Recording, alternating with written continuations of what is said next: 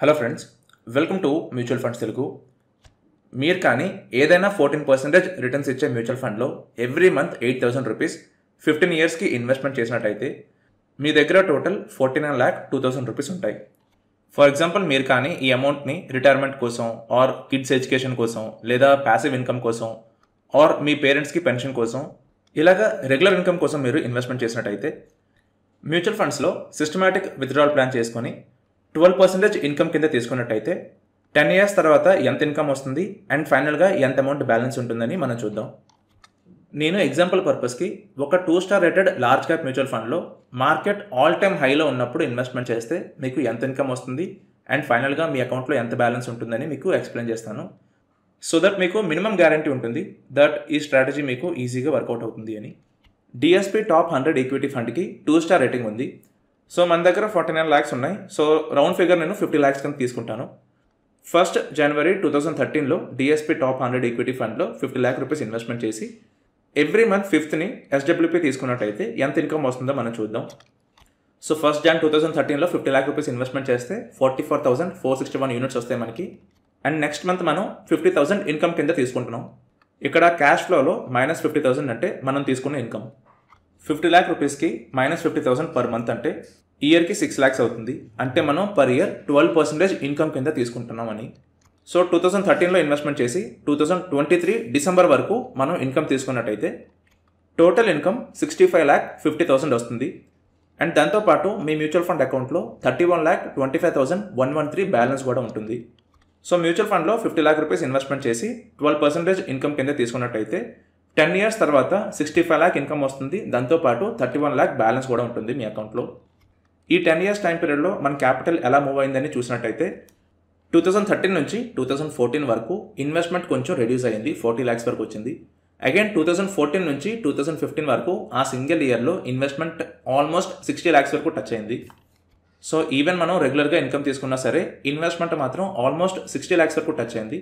ఆ తర్వాత ఇంకా గ్రాడ్యువల్గా రెడ్యూస్ అవుతూ వచ్చింది. 2018 వరకు క్యాపిటల్ 40 lakhs రేంజ్లో అలాగుంది. ఆ తర్వాత ఇంకా రెడ్యూస్ అయ్యి 30 lakhs రేంజ్కి వచ్చింది.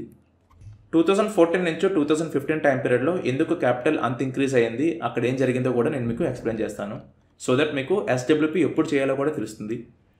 సేమ్ టైం పీరియడ్కి మీరు కానీ ఒక ఇండెక్స్ ఫండ్లో ఎస్డబ్ల్యూపీ చేసినట్టయితే, for example UTI Nifty index ఫండ్లో కానీ 2013 నుంచి 2023 వరకు ఎస్డబ్ల్యూపీ చేసినట్టయితే రెగ్యులర్ ఫండ్ క్యాల్కులేషన్, ఇది డైరెక్ట్ ఫండ్ క్యాల్కులేషన్ కూడా కాదు. ఈవెన్ రెగ్యులర్ ఫండ్లో ఇన్వెస్ట్మెంట్ చేస్తే ఎంత వస్తుందని చెప్తున్నాను. డైరెక్ట్ ఫండ్లో ఇన్వెస్ట్మెంట్ చేస్తే ఇంకా ఎక్కువ రిటర్న్స్ వస్తాయి. సో 2013 నుంచి 2023 వరకు ఇన్కమ్ తీసుకున్నట్టయితే టోటల్ 131 months అవుతాయి. అంటే ఆల్మోస్ట్ 11 years అది. సో టోటల్ 11 yearsలో మీకు 65,50,000 ఇన్కమ్ కింద వస్తుంది. దాంతోపాటు మీ మ్యూచువల్ ఫండ్ అకౌంట్లో 45,86,470 బ్యాలెన్స్ కూడా ఉంటుంది. సో ఒక 2 star rated large cap mutual ఫండ్తో కంపేర్ చేస్తే ఇండెక్స్ ఫండ్లో ఇన్వెస్ట్మెంట్ చేసుకుంటే సేమ్ ఇన్కమ్ వస్తుంది. దట్టు మన మ్యూచువల్ ఫండ్ అకౌంట్లో బ్యాలెన్స్ కూడా 13 lakhs ఎక్స్ట్రా వస్తుంది.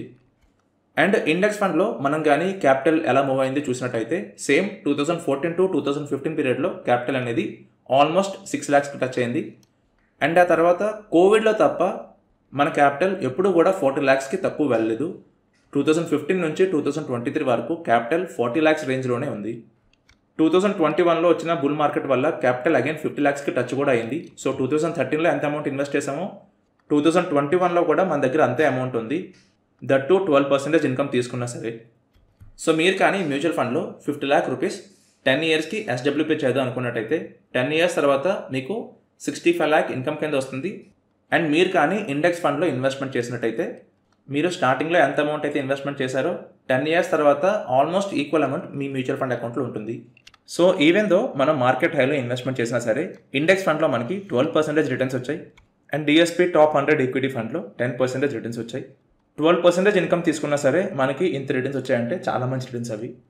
ఆల్ టైమ్ హైలో ఇన్వెస్ట్మెంట్ చేసినా సరే ఎలా ఇంత మంచి రిటర్న్స్ వచ్చాయి అంటే ఇన్వెస్ట్మెంట్ చేసిన టైం ఏదైతే ఉందో అది ప్రాపర్ టైమింగ్. 2007లో మార్కెట్ ఆల్ టైమ్ హైకి వెళ్ళింది. నిఫ్టీ 50 6,300 టచ్ అయింది. అప్పటికి అది ఆల్ టైమ్ హై ప్రైస్. ఆ తర్వాత మార్కెట్ ఫాలో అయింది. అగైన్ 2010లో నిఫ్టీ 50 6,300 ప్రైస్ని క్రాస్ చేయడానికి ట్రై చేసింది, కానీ అప్పుడు అది బ్రేక్అవుట్ అవ్వలేదు. అగైన్ 2013లో మళ్ళీ బ్రేక్అవుట్ అవ్వడానికి ట్రై చేసింది, అంటే క్రాస్ అవ్వడానికి ట్రై చేసింది. ఫైనల్గా అక్టోబర్ 2013లో బ్రేక్అవుట్ వచ్చింది. అండ్ 6,300 నుంచి 12,000 వరకు మార్కెట్ ఇంక్రీజ్ అయ్యింది 2021 వరకు. సో ఇక్కడ పాయింట్ ఏంటంటే ఆల్ టైమ్ హైలో ఇన్వెస్ట్మెంట్ చేయడం మంచి ఐడియానే, కానీ అది ప్రతి ఆల్ టైమ్ హైలో కాదు, బ్రేక్అవుట్ వచ్చిన టైంలో ఇన్వెస్ట్మెంట్ చేయాలి. అంటే సేమ్ ప్రైస్ని 2 or 3 టైమ్స్ మార్కెట్ క్రాస్ అవ్వడానికి ట్రై చేసి ఫెయిల్ అయ్యాక 4th టైం సక్సెస్ అయినప్పుడు మనం ఇన్వెస్ట్మెంట్ చేస్తే అది ప్రాపర్ టైమింగ్ అవుతుంది. ఆ టైంలో మనకి రిటర్న్స్ అనేవి మంచిగా వస్తాయి. సేమ్ థింగ్ 92లో జరిగింది. మార్కెట్ 1,300కి వెళ్ళింది. ఆ తర్వాత 2003లో ఆ ప్రైస్ని బ్రేక్ చేసింది. అండ్ 2003 నుంచి 2007 వరకు మార్కెట్ బాగా ఇంక్రీజ్ అయింది. ఫర్ ఎగ్జాంపుల్ మనం కానీ యూటీఐ నిఫ్టీ ఇండెక్స్ ఫండ్లో 2007లో 50 lakh రూపీస్ లంసమ్ ఇన్వెస్ట్మెంట్ చేసినట్టయితే 2017 డిసెంబర్ వరకు మనకి ఎంత ఇన్కమ్ వస్తుంది అండ్ ఎంత బ్యాలెన్స్ ఉంటుందో చూద్దాం. సో టోటల్ 131 monthsకి 65,50,000 ఇన్కమ్ వస్తుంది. అండ్ ఫైనల్గా మన అకౌంట్లో 7,79,084 రూపీస్ బ్యాలెన్స్ ఉంటుంది. అండ్ మన రిటర్న్స్ కానీ చూసినట్టయితే 6.95%, అంటే ఆల్మోస్ట్ 7% ఉన్నాయి. ఎందుకు ఇంత డిఫరెన్స్ వచ్చింది అంటే ఈ గ్రాఫ్ చూస్తే మనకు అర్థమవుతుంది. 2007లో మార్కెట్ పీక్లో ఉంది. ఆ టైంలో ఇన్వెస్ట్మెంట్ చేశాక 50 lakh క్యాపిటల్ 70 lakhs వరకు వెళ్ళింది. అంటే షార్ట్ టైం పీరియడ్లో చాలా మంచి ప్రాఫిట్ వచ్చింది.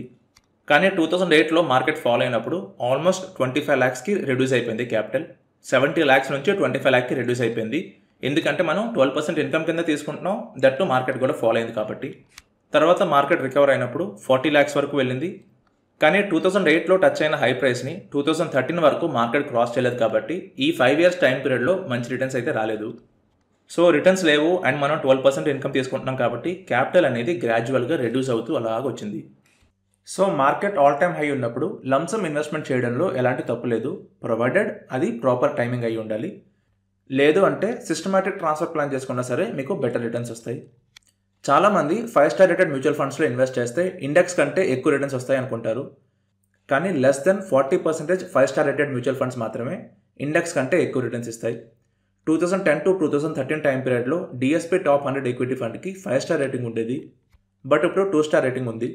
అందుకే మేము క్రియేట్ చేసిన పోర్ట్ఫోలియోస్లో స్టార్ రేటింగ్స్ చూడడం, ఆ ఫండ్ యొక్క కన్సిస్టెన్సీ చూసి combination of active funds and index funds recommend చేస్తాం పోర్ట్ఫోలియోస్లో. సో దట్ మీకు లాంగ్ టర్మ్లో ఒక 5 star రేటెడ్ యాక్టివ్ ఫండ్ కంటే బెటర్ రిటర్న్స్ రావాలి అని. సో మీరు కానీ more than 5,000 rupees long term wealth క్రియేషన్కి better than 5 star rated mutual ఫండ్లో ఇన్వెస్ట్మెంట్ చేయాలనుకుంటే మా మోడల్ పోర్ట్ఫోలియోస్ బై చేయొచ్చు.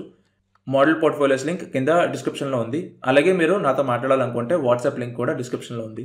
మీకు ఏమైనా డౌట్స్ ఉంటే వాట్సాప్లో మెసేజ్ చేయొచ్చు.